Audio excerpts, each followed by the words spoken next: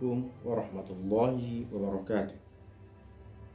Anak-anak semua, pada kali ini kita akan sama-sama belajar Pendidikan Islam tahun 6 bagi bahagian sirah dengan tajuk Kewafatan Nabi Muhammad sallallahu alaihi wasallam.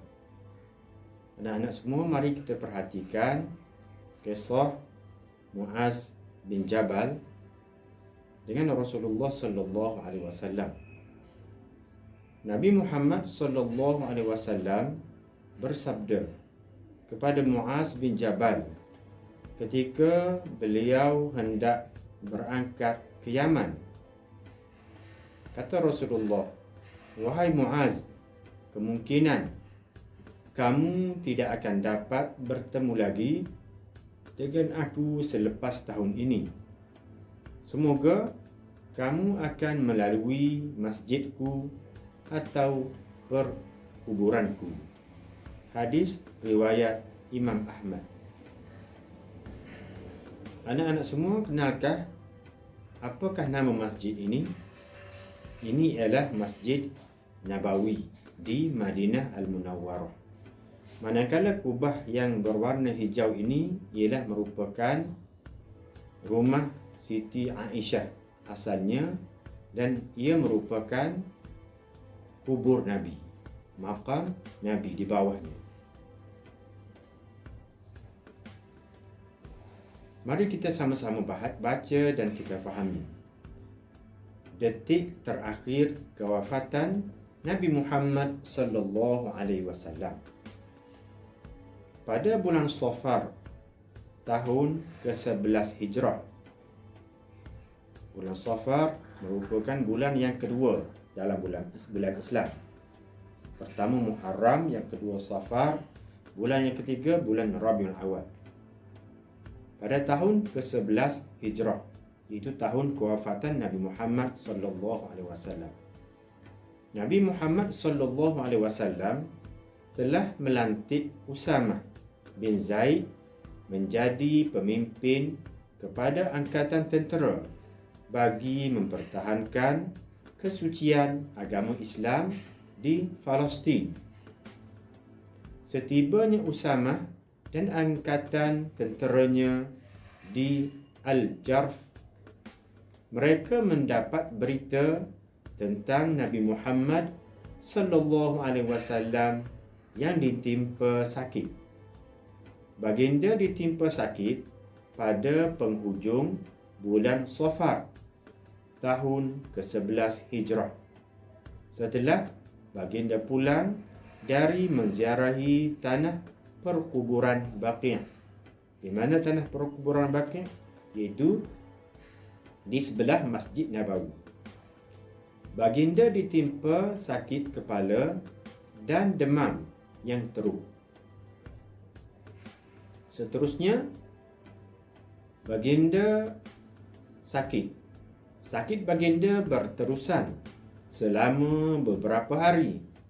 Apabila keadaan semakin tenat, baginda meminta izin daripada para isteri baginda untuk berada di rumah Aisyah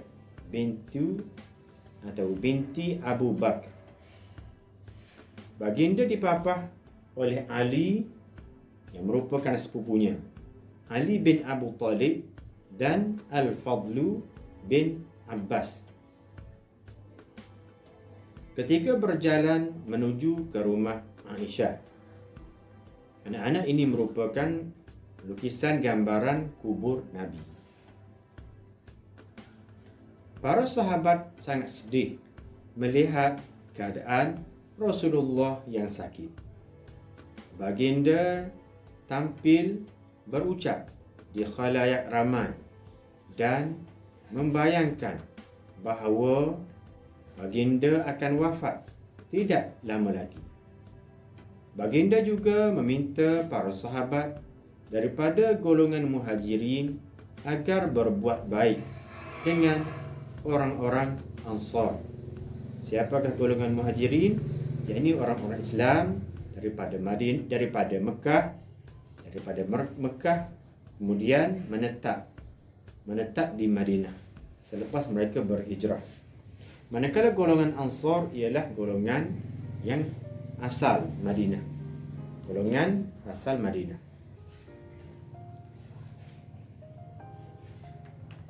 Seterusnya anak-anak, walaupun baginda sakit, baginda tetap menunaikan solat berjamaah di masjid. Apabila keadaan Nabi semakin lemah, baginda meminta Abu Bakar As-Siddiq menjadi imam solat menggantikan baginda.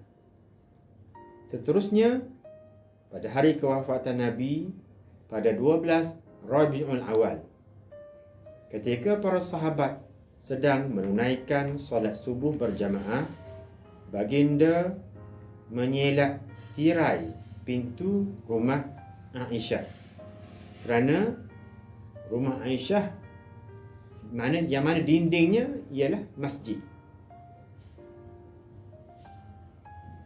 Tirai pintu rumah Aisyah dan melihat ke arah mereka sambil tersenyum. Perbuatan Nabi disadari oleh orang ramai dan mereka gembira kerana mereka menyangka baginda sudah sihat dan akan menjadi imam. Keadaan baginda semakin tenang. Baginda memanggil anaknya Fatimah, cucu-cucu dan para isteri baginda untuk memberikan pesanan. Baginda meninggalkan pesanan berulang kali kepada umatnya agar memelihara solat. Ketika hampir saat kewafatan Nabi Muhammad sallallahu alaihi wasallam, Abdul Rahman datang bertemu baginda dengan membawa kayu siwak, yakni kayu sugi. Kayu yang digunakan untuk membersihkan gigi, menggosok gigi. Baginda memberikan isyarat kepada Aisyah bahawa baginda hendak bersiwak, yakni memberus giginya. Pada ketika itu, baginda berada di pangkuan Aisyah. Sejurus kemudian, wafatlah baginda ketika berusia 63 tahun. Itulah kronologi kewafatan Rasulullah sallallahu alaihi wasallam. Jadi, daripada kisah ini, marilah sama-sama kita memupuk rasa kecintaan kepada kekasih kita Nabi Muhammad sallallahu alaihi wasallam. Anak-anak semua, mari kita fahami dan kita teliti apakah reaksi para sahabat terhadap berita kewafatan Nabi Muhammad sallallahu alaihi wasallam. Suasana di Madinah diselubungi rasa pilu apabila berita kewafatan Nabi tersebar. Para sahabat sangat sedih dan berduka cita menerima berita kewafatan baginda. Apabila mendengar berita tersebut, Abu Bakar bergegas ke rumah Aisyah dan masuk ke dalamnya tanpa berkata sepatah pun kepada orang ramai. Beliau melihat sendiri jenazah baginda lalu menangis kesedihan atas pemergian Nabi Muhammad sallallahu alaihi wasallam yang dikasihinya. Seterusnya beliau mencium wajah baginda lalu keluar menemui para sahabat dan mengesahkan berita kewafatan Nabi Muhammad sallallahu alaihi wasallam. Abu Bakar menenangkan Umar yang kelihatan begitu terperanjat dan sukar mempercayai berita kewafatan Nabi Muhammad sallallahu alaihi wasallam. Kemudian Abu Bakar berucap kepada kaum muslimin, barang siapa yang menyembah Muhammad, sesungguhnya Muhammad telah wafat. Dan barang siapa yang menyembah Allah, sesungguhnya Allah lah yang maha hidup. Kemudian beliau membacakan surah Ali Imran ayat yang ke-144. iaitu wama Muhammadun illa rasulun qad khalat min qablihi rusul, sehingga akhirnya. Beberapa orang sahabat menguruskan jenazah Nabi Muhammad sallallahu alaihi wasallam. Jenazah baginda dimandikan dan dikafankan. Seterusnya disembahyangkan secara berperingkat oleh kaum muslimin. Akhirnya baginda dimakamkan di tempat baginda wafat, iaitu di rumah Aisyah.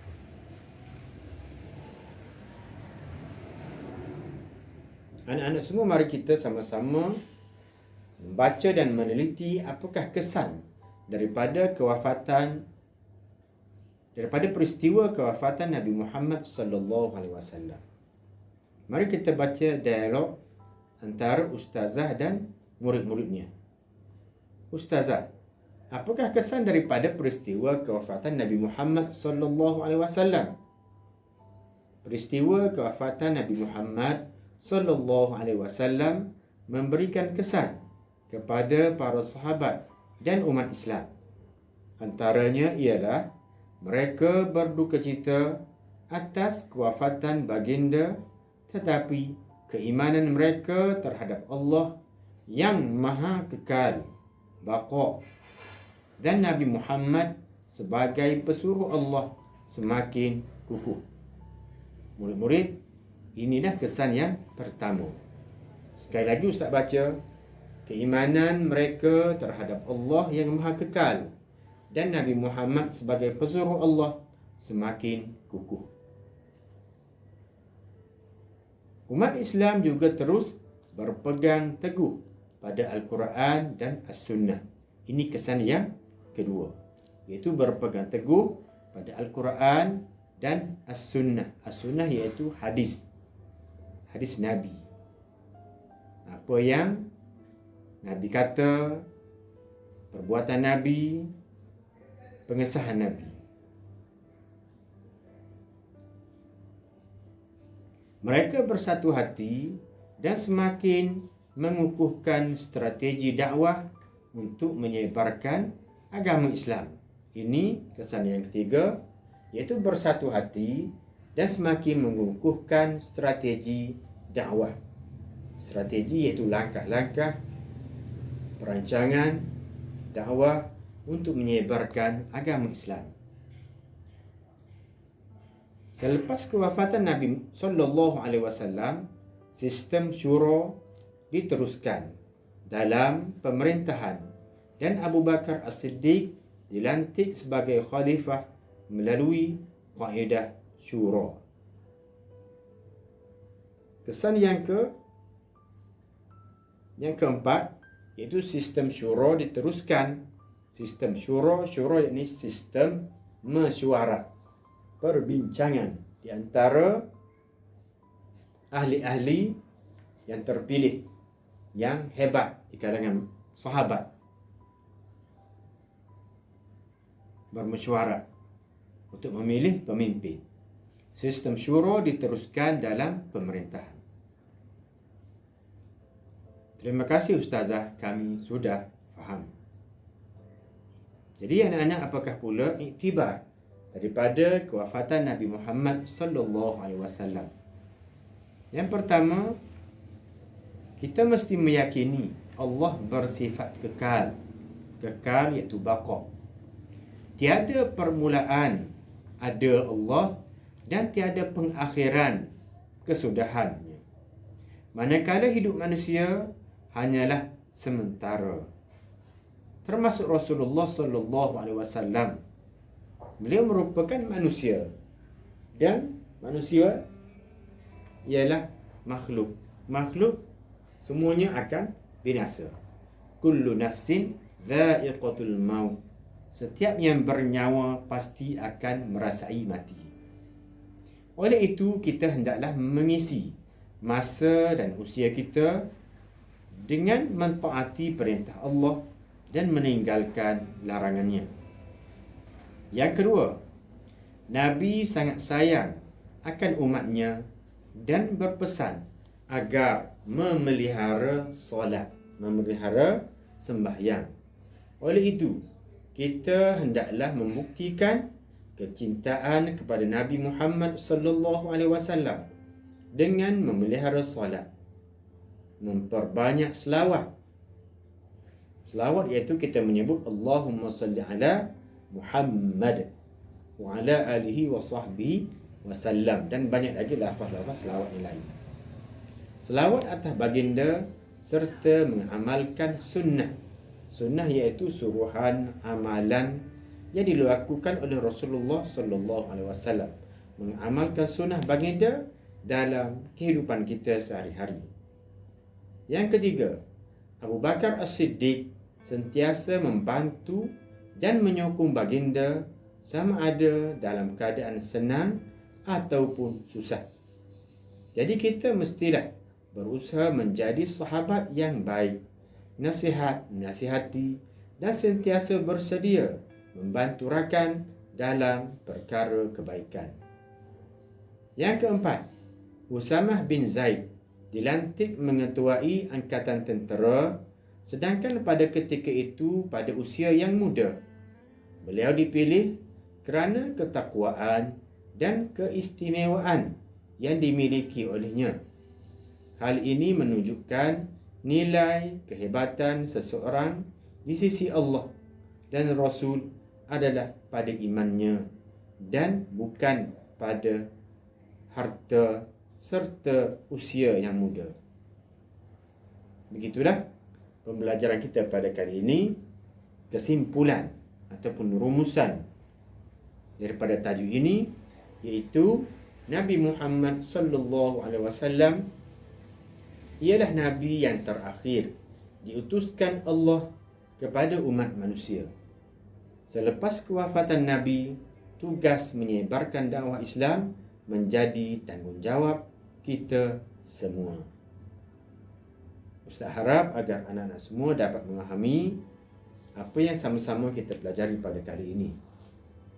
Terima kasih kerana menonton dan belajar bersama-sama Ustaz. Jangan lupa subscribe. Sekian, terima kasih. Wassalamualaikum warahmatullahi taala wabarakatuh.